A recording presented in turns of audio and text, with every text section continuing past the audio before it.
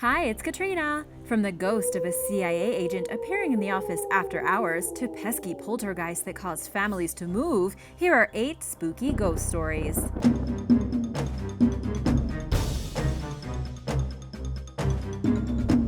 Number 8. Sloss Furnaces. Sloss Furnaces opened in Birmingham, Alabama in 1881, bringing hundreds of jobs to the area. It was once the largest manufacturer of pig iron in the world. In 1900, a cruel graveyard shift foreman named James Slag Wormwood was hired. Slag cared more about productivity than his workers' safety and forced them to take dangerous risks on an already hazardous job site. During his tenure, 50 employees died in terrible accidents, and many more became permanently disabled. Most of the workers at Sloss were poor and/or recently arrived immigrants. They were willing to tolerate the heat, low visibility, low pay, and nightmarish foremen that made the job a living hell because they desperately needed employment. In 1906, Slag supposedly lost his footing and fell into a pool of iron ore, melting instantly. But Slag had never stepped foot atop a furnace during his time at Sloss, leading many to believe that some employees finally had had enough of his cruelty and threw him in. Workers soon began complaining about a hostile presence at Sloss. In 1926, an invisible force pushed a night watchman and commanded him to get back to work. Then in 1947, 3 supervisors were approached by a man with badly burned skin, who yelled at them to push some steel. The supervisors went missing and were later found unconscious in a boiler room, with no idea how they'd gotten there. The night before Sloss closed in 1971, night watchman Samuel Blumenthal encountered a half-man, half-demon creature that shoved him and began beating him. Blumenthal was badly burned in the attack and died from his injuries. All he could say was that a strange creature had done it. Sloss was designated a National Historic Landmark in 1981 and remains open for visitors, many of whom report strange paranormal experiences of their own. It is free to enter and provides a very unique setting for you photographers out there. Just beware of ghosts. Number 7. The Bell Witch. You may already be somewhat familiar with the Bell Witch story, as the famous horror films The Blair Witch Project and An American Haunting are based on the tale. In the early 1800s, a man named John Bell moved his family to Red River, Tennessee, which is now called Adams. He acquired some land and a house for his growing family and eventually came to own 328 acres of property. Strange things began happening in 1817 when Bell encountered a creature with a rabbit's head and a dog's body in his cornfield. He shot at the animal, but it got away. After that, the family began hearing beating sounds on the outside of their log home. The sounds became increasingly frequent and forceful in the following nights, and the family also began hearing the faint whispering of an old woman. The Bell children began hearing rats gnawing at their bedposts and having their bed covers and pillows ripped from them by an unexplainable presence. Betsy, the youngest daughter, was affected the worst. On numerous occasions, the spirit physically assaulted her by pulling her hair and slapping her. Word of the haunting spread, even catching the attention of future President and then Major General Andrew Jackson, who visited the Bell's property. As he approached, his wagon suddenly stopped as the horses were mysteriously unable to continue pulling it. After being stuck for several minutes, Jackson proclaimed that it must be the Bell Witch. The whispering woman the Bells heard became known as the Bell Witch. Many believe she was the ghost of Kate Batts, a former neighbor of the Bells. Before Kate died, she swore vengeance on them due to a property dispute between the two families.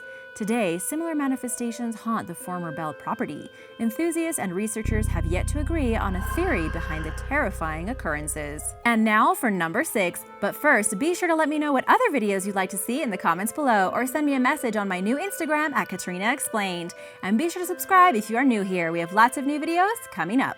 Number 6. The Ghost of Bellamy Bridge.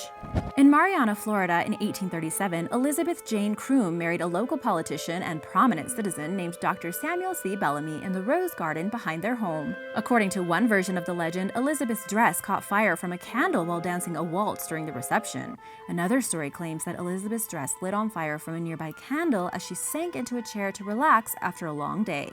Either way, her dress burst into flames, and before anyone could help her, Elizabeth panicked and fled from the home. She died from her injuries several days later and was buried near Bellamy Bridge. Samuel was overcome with unbearable grief and took his own life shortly thereafter. Soon, people began seeing apparitions near the dark and vacant Bellamy home and Elizabeth's gravesite. Some claim to have seen her from the bridge, wandering the banks of the Chipola River dressed in white. In some accounts, she's on fire, and in others, she dives into the river to try dousing the flames. But sometimes, she's just walking. The validity of this story is highly questionable, as historical records show that Elizabeth actually died of malaria and that her husband ultimately committed suicide due to financial ruin rather than heartbreak over her death. The couple was also married long before the story claims. Despite these indiscrepancies, many have claimed to see the woman's ghost while walking across the bridge. It might be her, or it might be another sad woman whose story we just don't know. Number 5. Chief, the CIA Ghost. Everyone loves a good ghost story, even the CIA, who decided to join in on the Halloween fun last year with an article of paranormal encounters experienced within the agency. While working late one night, after everyone else was gone, a female CIA employee kept hearing a typewriter clacking away, hitting the carriage return bell every 10 seconds or so. This was strange since by then the office had computers and nobody used typewriters anymore. Even more bizarre, the woman only heard the typewriter sounds as she typed on her computer keyboard. Whenever she stopped typing, the typewriter noises also stopped. Before exiting the building, she did one more walkthrough to check and see if anyone else was there. I wouldn't do that. I would get out as soon as possible. As the employee passed an unused office, she noticed it was faintly lit. Inside was a man wearing a fedora sitting at a desk with a phone to his ear. When she took a second glance, he was gone, and there was no phone in the room. The next day, a woman told a coworker about her experience, dismissing it as the product of exhaustion. The coworker replied, "Oh, you saw the chief." The chief was a ghost several of the employees had witnessed on various occasions. Most of the workers who'd seen him were alone in the office working late. Others reported hearing footsteps or smelling cologne in the long, empty office. One theory is that the chief was a worker who often worked late. When he was finished, he put on his fedora and picked up the phone to call his wife and let her know that he was on his way home. Number 4. The true story of The Conjuring. Many people have learned about The Conjuring through the 2013 supernatural thriller and now franchise, with The Conjuring 3 coming out in 2020. This movie was based on the true story of the Perrons, a Rhode Island family that experienced demonic hauntings. Paranormal investigators Ed and Lorraine Warren, also famous for their investigation of the Amityville hauntings, go to help the family being terrorized by dark spirits. Carolyn and Roger Perron moved into the 14-room farmhouse in 1971 with their 5 daughters and began noticing strange things right away. I don't know about you, but 14 rooms seems like a lot.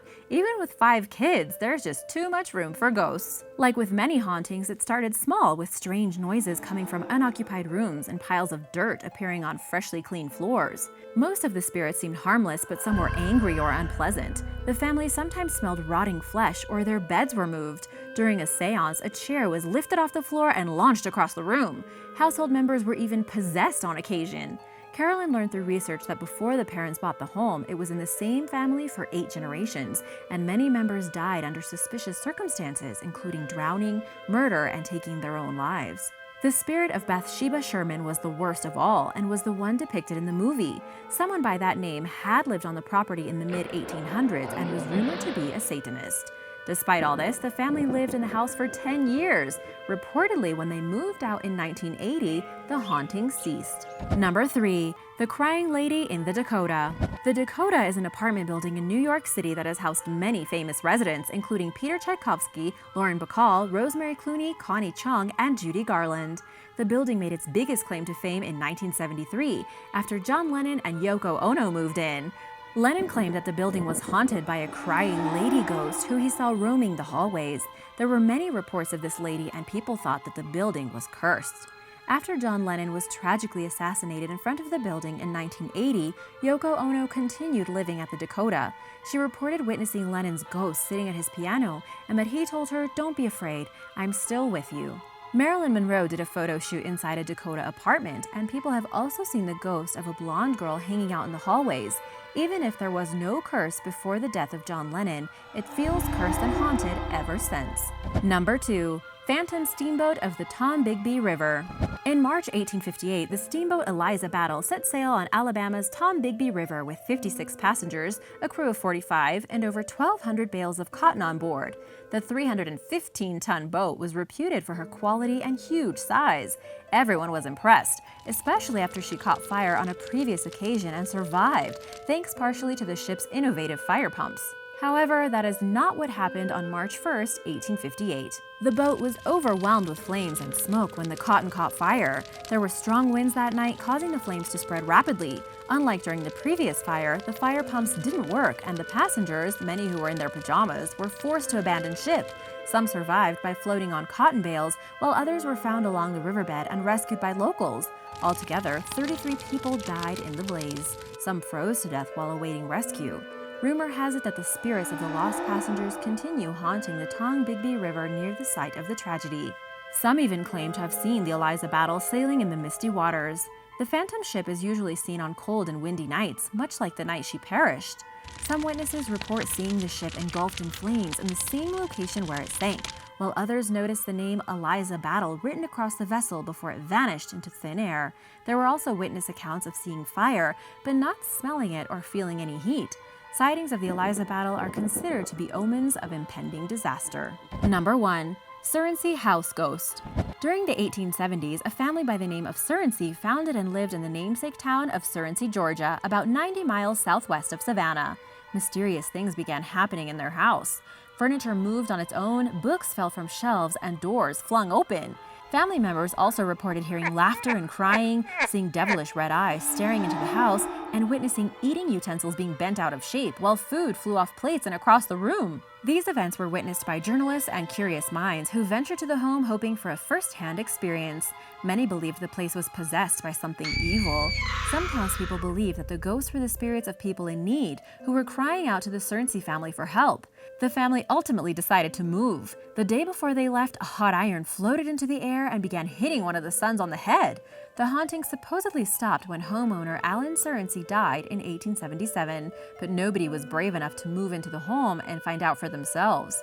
The house remained vacant until 1925 when it burned to the ground.